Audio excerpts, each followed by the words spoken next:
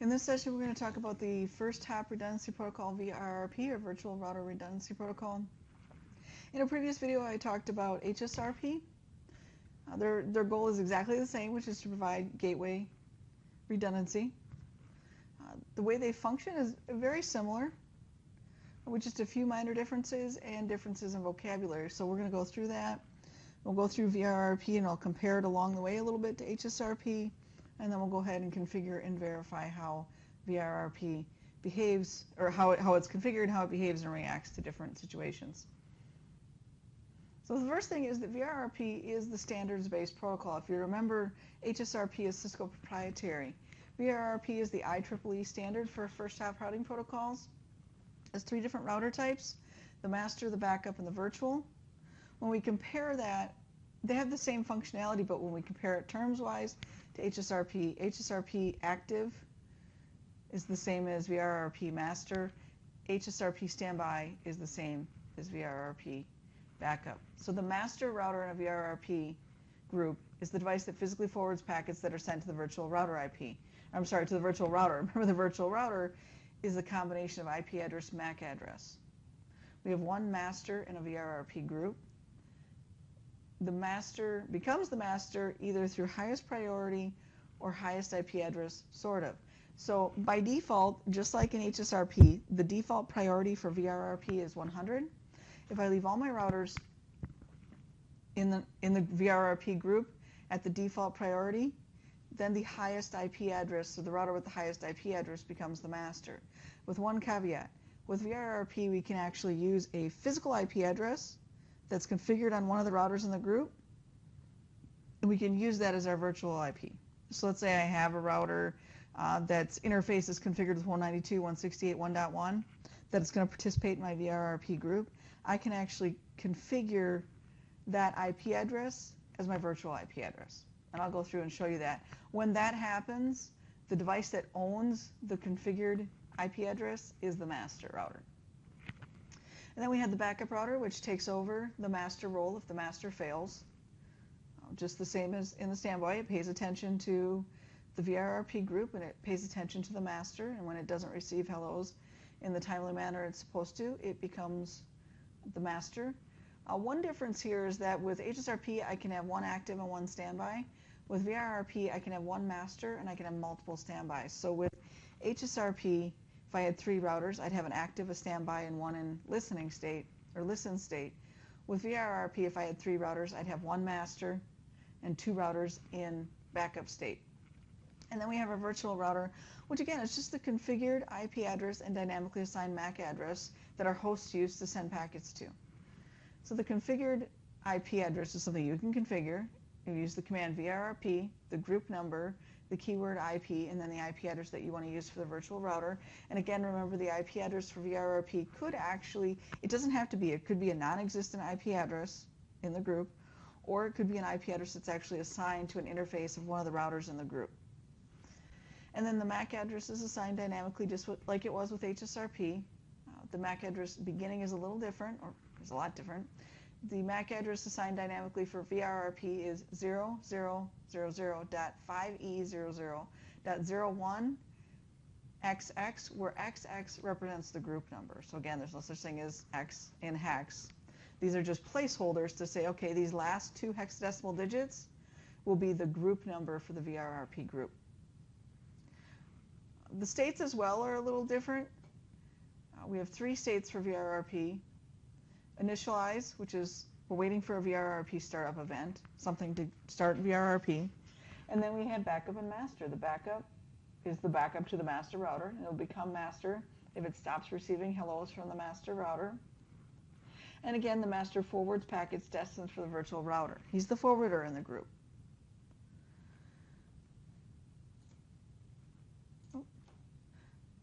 So just like we did with HSRP, we have a virtual router, and we give it an IP address. Give it something in the 192.168. I should have just done the 2 last digits, right? So you could do 1.3, which doesn't exist on this network, or we can configure it as 1.1, and anything destined for that virtual router will go through whoever the master is, whoever becomes the master. So if all is the same and we have it set up as 1.3, then this one would become the master, right? Because he's got the higher IP address and I left my priority to default. And then if he goes down, then we would use this direction. Okay, so very similar, just some different terms, not as many states.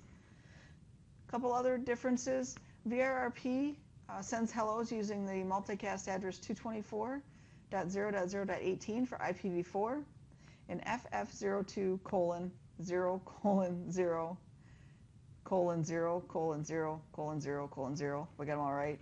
:12 for IPv6. IPv6 is only available in version 3 of VRRP. By default, version 2 is enabled.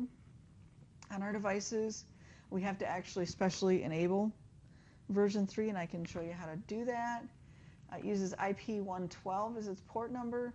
Its default intervals for hello, it should say hello, and I always call it dead because that's when it realizes, but it should be probably hello and hold here, are 1 and 3 seconds, or 3 times the hello, so the hold to be 3 times the hello. So what does it look like to configure VRRP? Because we already know the functionality. If you went through and studied or read or looked at the video for HSRP and the first hop redundancy protocol, you already know the functionality. They function the same. They're just configured a little bit differently. They use some different addresses, different port number. But VRRP configuration, we can configure the virtual IP address using VRRP, the group number, the keyword IP, and then the IP address for the virtual IP. Again, priority, configuring priority is optional in VRRP just like it was in HSRP. So VRRP, the group number, the keyword priority, and then the priority number, and again, the default is 100. The difference between HSRP and VRRP is that preemption is default. So it's enabled by default with VRRP, and it actually does behave just a little bit differently. So I think that we'll go ahead and look at that. So let's go ahead and configure VRRP. We're going to use, initially we're going to use the same topology we used when I discussed HSRP, and we're going to use a non-existent IP address for our virtual router. And we're going to see how that behaves. And then we're going to talk a little bit about preemption, or show their preemption, how preemption works in VRRP. And then we're going to actually change, let's see, if we use this by default, we leave all our defaults alone, then this guy should become the master, right? Because he would have the higher IP address. So then what we'll go through and do after we've done all that is we'll change our virtual router IP address to 1.1 and demonstrate that then this guy will become the master automatically. So let's go through and do that. Let's bring our console connection over for the first router, and we'll go through and configure it. All right, and both my interfaces in my HSRP group are 0.1. And again, VRRP, just like HSRP, is configured on the interface. You know, it could be the physical interface, it's a router, it could be a routed port on a multi-layer switch, or it could be an SVI on a multi-layer switch. Here we've got a couple of routers that we just connected, so we'll configure on the router interface. VRRP1 IP, and then the IP address, we said it was going to be 192.168.1.3. And we'll go over here.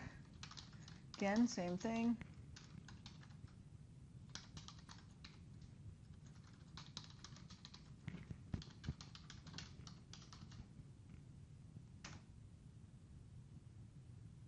Whoops, sorry. Don't need the keyword address, just in your brain when you hit IP. VRRP, let's get this to the end so it's out of the way. 1, so it's in group 1, IP 192.168.1.3.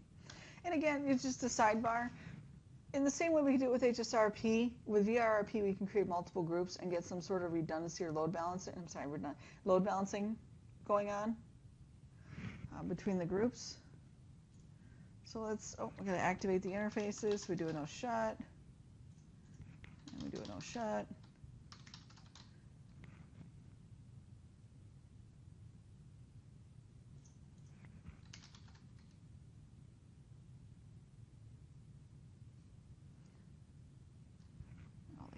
Can't both be backup. There we go. He did go to master, and I just saw the backup there. But we'll go ahead and we'll verify it anyway. So we do a show VRRP brief.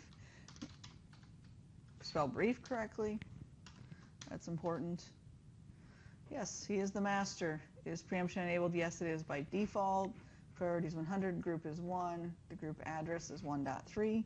Let's go over here and just verify that he is the backup, that router 1 is the backup. Show VRRP brief. And in fact, the state for router 1 is backup. So we've just configured VRRP. Pretty easy, preemption by default. We should probably verify we have connectivity, right, from our host that we said it would have gateway redundancy. So let's do that. Let's bring our host command prompt up. All right, so we got our command prompt up. Let's first do, oh, you know what? I think I got to go change the default gateway and stuff. I'll do that, and then I'll splice. All right, so if we do an IP config, we see that the address is 1.10. The IP address, this default gateway is 1.3, which is the IP address of our virtual router. We should be able to ping our far off network, which is 10.10.1. Sorry, 10.10.11. And we can, no problem, right? If we shut down the interface to the master router, we should still be able to ping. So let's go do that. So if we go, who's the master? He's this guy. R2 is the master. So if we do int gi0/1 and do a shut, he goes into an init state. His interface is down. Let's go back to our command prompt on our host and ping through. Hit the up arrow to get our ping. Ping still works just fine. Now let's demonstrate preemption on VRRP, that it's enabled by default. So if I go back to, let's first do a show standby brief. We see it's not even participating in it because the interface is completely down. So if I do a no shut, actually let's go back over here and we'll just verify show, I'm sorry, not standby. Wow. Terrible. Sorry about that, guys. Should be do show VRRP brief. There we go. It should be in a init state. That makes a ton more sense. I was like, oh, it's not, it's dead, but no. We're stuck in a init right now. It's configured for VRRP, but it's not running. Its interface is down. It doesn't even know who the master is. Now, if we go over here and do a show VRRP brief, show, spell it right, or at least tab complete it correctly, right? And now R1 is the master, and our packet still went through.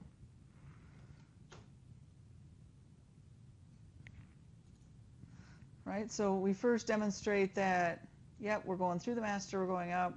We shut the master down. He's stuck in a init state now. And now it's going to go through. We could still get to 10.10.1, which means it had to have went through R1, who became the new master when he was shut down. Now we're going to go ahead and we're going to bring, this guy back up and see what happens. Do no shut. And wait a moment.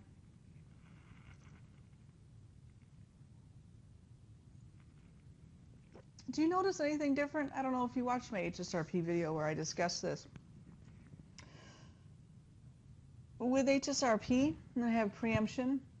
If the active router became the active because all the priorities were the same but the IP address was higher, when we brought it back up, it actually went into standby mode. With VRRP, it goes through init to the backup state and then back up to master. It'll go back to master even though we didn't set the priority, even though the election was won based upon that higher IP address. So if we do a show VRRP brief, he should be the master. R2 should be the master again. And R2 is the master.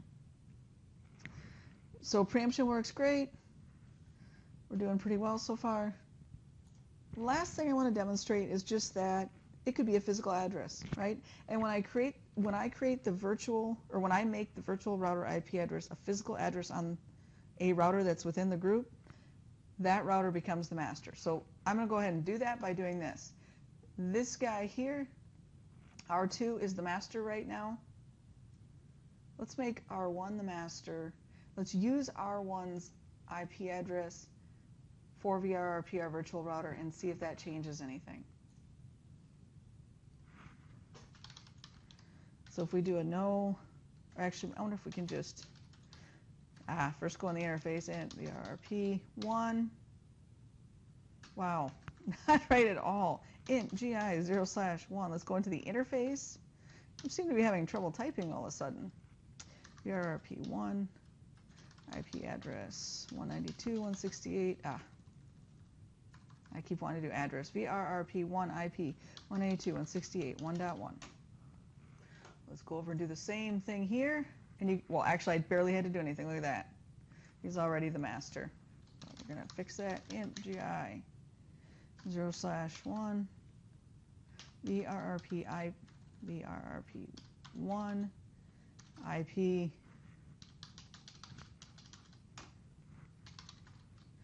show. There we go. Now it's back in the group. Now we actually went through what we needed to show. Show VRRP brief, right? Through the traditional or the default election process previously, R2 was the master. I've demonstrated two things here. I changed, because the IP address on R1, gig1, right? So if I do a show IP int GI 0/1, we see that his IP address is 192.168 1.1. So I've demonstrated two things that's different with VRRP. Two things with VRRP at this point. That I can use a physical IP address that is assigned to an interface in my virtual router. When I do that, that router that owns that address where that interface or where that address is configured on becomes the master, and he became the master right away. So they didn't go through the election of who's the highest priority, then who's the highest IP address. You own the IP address, you get to be the master. Now here's the interesting part. Let's go ahead and ping through. First, I've got to change my default gateway to the virtual IP address. I still would have to change, if I was going to change my virtual IP address, whether it's physical or non-existent, I still would have to change that in my default gateway if I were to do this, but you'd probably configure it once and leave it alone. You're not doing it for demonstration purposes. So I'm going to go back, I'm going to change that, and we'll demonstrate that we have connectivity. Okay, so I've changed the default gateway to our new, whoops, let's get this up here, to our new virtual IP address. Right, and all I've done, I haven't changed anything. Like I said, we still have our router redundancy, or our gateway redundancy. It's just that we just have a different virtual IP because we're demonstrating stuff. So if I do an IP config, now it's, whoa, should be 1.1. Better go fix that. Sorry, just a typo on my part. Let's try this again. Up arrow, IP config. Now we're 1.1. And if I ping 10.10.1.1, I should be able to get through just fine. And actually, I'm going through R1 to get to 10.10.1. I'm sorry, 10.10.1.1. All right, so once I changed this to a 1, now I'm using this physical IP address, which made this guy the master, and my packets are going up through here. Last thing I want to do is shut this down and just prove that just because it's a physical interface IP address assignment, that it will, in fact, anything destined for this 1.1 will then transition and be able to go this way as it's supposed to. I just don't want people to get the perception that now VRRP uses a physical interface and we lost our gateway redundancy. That's not true. Okay, it's still going to, packets destined to 1.1, even if 1.1 here, in this case, is physically down, will still be our virtual router IP. So we're back into our console connection for R1. We're going to go to the gig interface. We're going to shut it down because R1 is our active router right now. He changes to an IT. Now if we go over to our other router, he should have became the master, which he did. Show VRRP brief. And he's the master. R2 is the master instead of R1. Now even though we're using 1.1 as our default gateway, because it's our virtual router IP address, we should go through R2 to get to 10.10.1.1. We'll verify that, and then we are done. Bring back our command prompt, ping 10.10.1.1. Okay. And we can get through. We're still getting through. Now this time we're going through R2 because R1 is down. So that's it for our VRRP discussion. If you have any questions, post it in the comments.